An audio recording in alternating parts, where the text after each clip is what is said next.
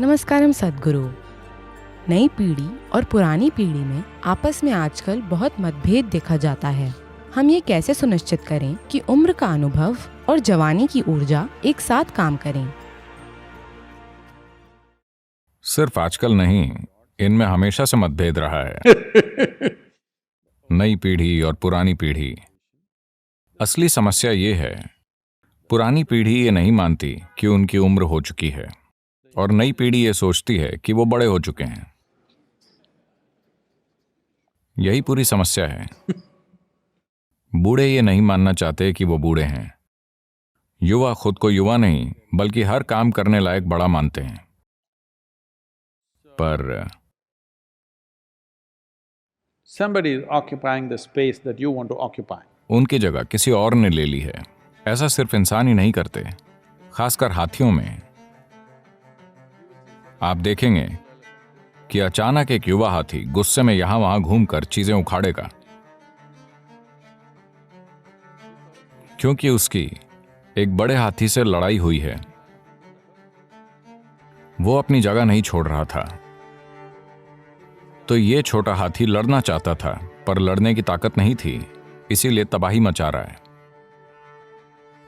जवानी। तो इसीलिए हमने इस देश में वर्णाश्रम धर्म बनाए थे, यानी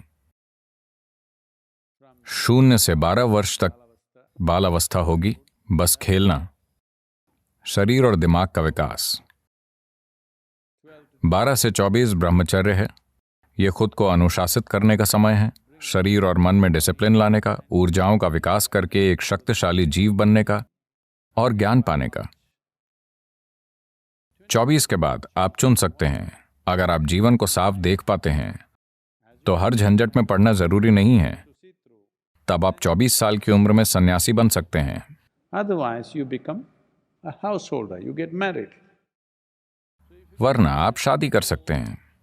तो अगर आपने 24 में शादी की 2 cycles of the solar cycle, तो 2 सौर चक्र यानी 24 साल बाद आप 48 के होंगे, यानी आपके बच्चे 18 से 22 के बीच होंगे। युवा हाथी की तरह वो चाहते हैं कि आप जगह छोड़ें, पर वो कह नहीं सकते। आजकल आधुनिक युग में हम बच्चों को दूर भेज देते हैं। हम नहीं जाते, हम उन्हें कहीं और भेज देते हैं। इन अजीब स्थानों को आमतौर पर यूनिवर्सिटी कहते हैं। or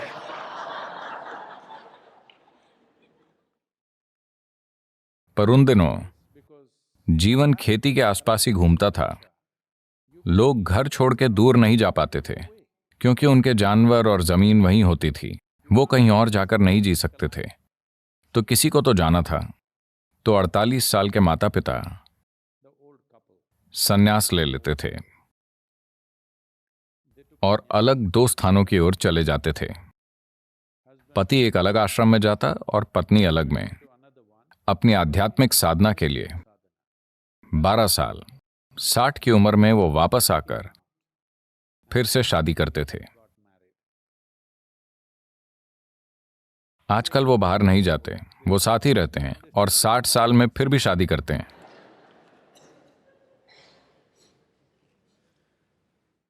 नहीं, आपको 12 साल दूर रहना चाहिए।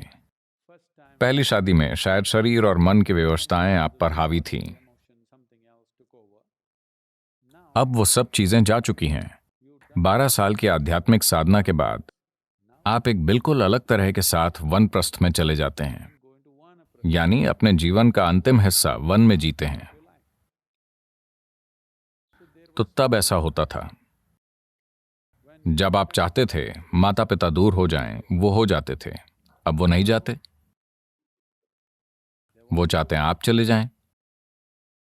अगर आपने दुनिया में सफलता पा ली है तो आप उनके चाहने से पहले ही जाना चाहेंगे। पर अगर आप सफल नहीं हैं तो टकराव। किसी कारण से अगर आप सफल नहीं हैं तो माता पिता और बच्चों में टकराव स्वाभाविक है। आपको यह समझना चाहिए कि भावनाओं के कारण कोई खुद को माता पिता या बच्चा मानता है, पर जीवन की स्थिति यही है, मानो एक जवान हाथी और बड़ा हाथी इस बात को लेकर लड़ रहे हों कि किसकी चलेगी। पुरुष एक तरह से लड़ते हैं, महिलाएं दूसरी तरह से, पर बुनियादी समस्या एक ही है, आपको अपनी चलानी है और वो आपको ऐसा करने नहीं दे रहे। टकराव होते रहेंगे। जो बच्चे दूर रहते हैं वो हमेशा आपको प्यार करते हैं। हाँ या ना? जो बच्चे आपसे दूर रहते हैं वो हमेशा आपको प्यार करते हैं। यही सही तरीका है। अगर वो आपके साथ होते, ओ, इसलिए नहीं कि आप बुरे हैं या वो बुरे हैं, ये इसलिए है क्योंकि आपको अपनी चलानी है और उन्हें अपनी, पर दोनों साथ रह रहे हैं तो तनाव पैदा होगा। तनाव तब नहीं होगा जब आपके बच्चों में बढ़प्पन आ जाए। आप समझे? आपने उन्हें बचपन में परिपक्व बना दिया है तो वो बुजुर्गों के साथ काफी अच्छे से रह पाएंगे। जब आप बीमार होते हैं तब वो ठीक से बर्ताव करेंगे क्योंकि अब उनमें देखभाल करने की भावना आ जाती है।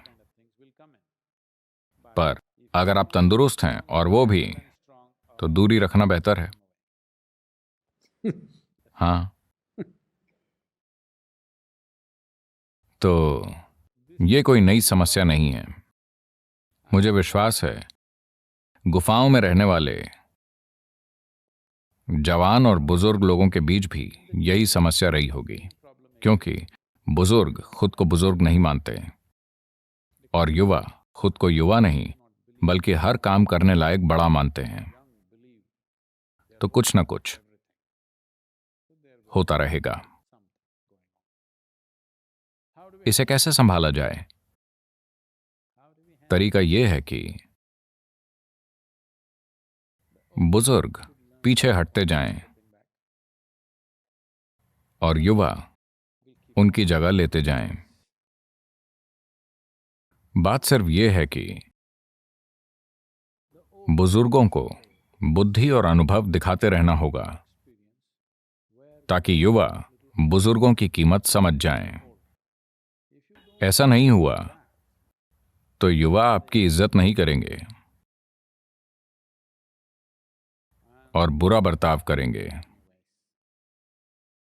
तो ये चीज आपको उम्र बढ़ने के साथ सीखनी होगी। आप में जीवन की समझ और परख है जो उन्हें अभी नहीं है, इसलिए वो आपका सम्मान करेंगे। तब आप एक ही स्थान में रह सकते हैं, फर्स्ट फ्लोर पे। समझदारी से आप उन्हें ग्राउंड फ्लोर पर रहने दें और खुद फर्स्ट फ्लोर पर रहें। आपको सम्मान मिलेगा। अगर आप में सम्मान लायक कुछ नहीं है और आपने बस अपनी समस्याएं और बकवास जाहिर की हैं, तो